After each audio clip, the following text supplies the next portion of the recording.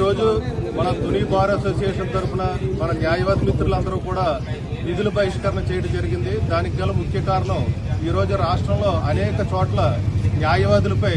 తీవ్రమైనటువంటి దాడులు, ఫిజికల్ దాడులు జరుగుతున్న కారణంగా వారికి నిరసనగా ఈరోజు తుని బార్ అసోసియేషన్ వారు విధుల బహిష్కరణ చేయడం జరిగింది. మొన్న గుంటూరులో కానీ, మొన్న 2వ తారీఖు నాడు నెల్లూరులో కానీ, తణుకులో కానీ, ఈరోజు తుని బార్ అసోసియేషన్ చెందిన అచ్చెన్నాయుడు గారికి సంబంధించిన వ్యవహారంలో కానీ ఎఫ్ఐఆర్లు కూడా వేయడం జరిగింది. అయితే దాని మీద తక్షణం చర్యలు తీసుకోవాలని, నిందితుల్ని కఠినంగా శిక్షించాలని, అలాగే న్యాయవాదుల కోసం ఒక స్పెషల్ చట్టాలను తీసుకొచ్చి వారి మీద ఇలా దౌర్జన్యాలు చేస్తున్న వ్యక్తుల మీద తీవ్రంగా చర్యలు తీసుకొని న్యాయవాద వృత్తిని, న్యాయవాదుల్ని కాపాడవలసిందిగా,